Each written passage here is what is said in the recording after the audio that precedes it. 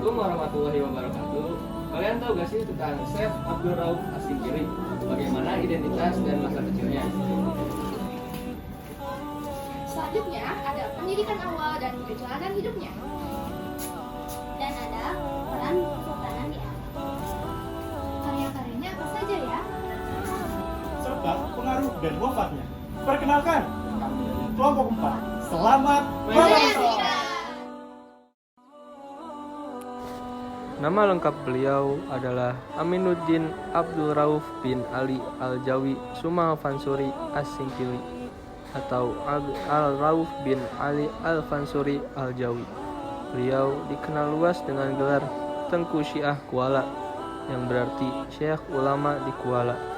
Bahkan namanya diabadikan sebagai nama salah satu universitas terbesar di Aceh. Syekh Abdul Rauf diperkirakan lahir di Singkil sekitar tahun 1024 Hijriah atau 1615 Masehi. Ada juga pendapat lain yang menyatakan beliau lahir sekitar tahun 1620 atau 1593. Beliau berasal dari keturunan Melayu Singkil. Ayahnya, Syekh Ali Al-Fansuri, adalah seorang ulama alim yang mendirikan dan memimpin daya simpang kanan di Singkil.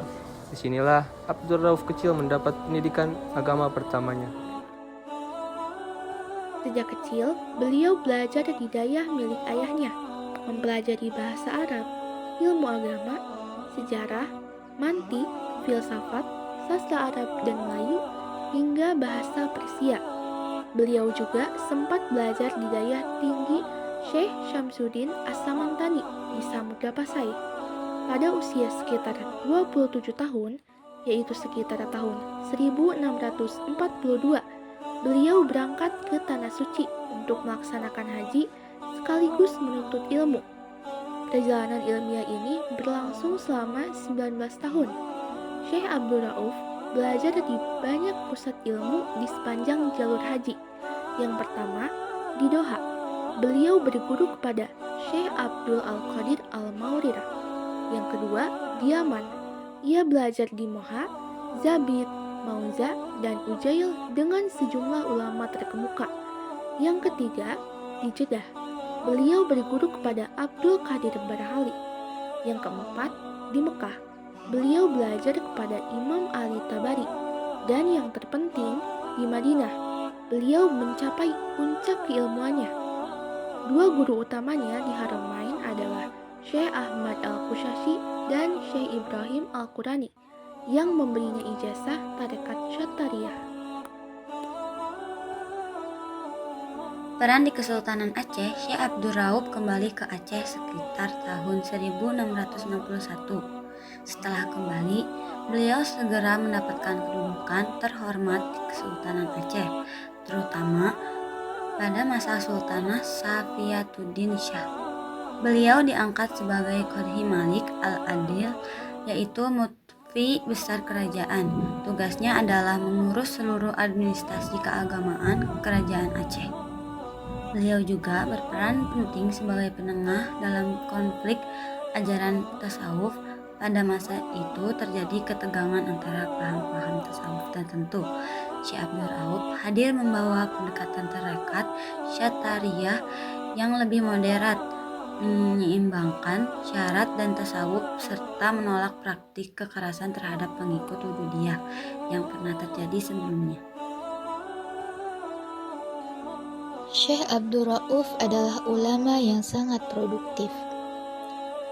Karyanya lebih dari 20 buah dan mencakup banyak bidang, mulai dari tafsir, fikih, hadis, hingga tasawuf. Karya-karya ini ditulis dalam bahasa Arab dan Melayu Jawi, dan sebagian besar masih dipelajari sampai sekarang. Beberapa karya pentingnya antara lain, yang pertama, Tafsir Turjuman Al-Mustafid, salah satu tafsir Al-Quran berbahasa Melayu tertua dan paling terkenal. Yang kedua adalah Mir'at Al-Tulab, kitab fikih yang menjadi rujukan hukum di Kesultanan Aceh. Yang ketiga adalah Umdat al-Muhtajin, karya tasawuf tentang perjalanan spiritual.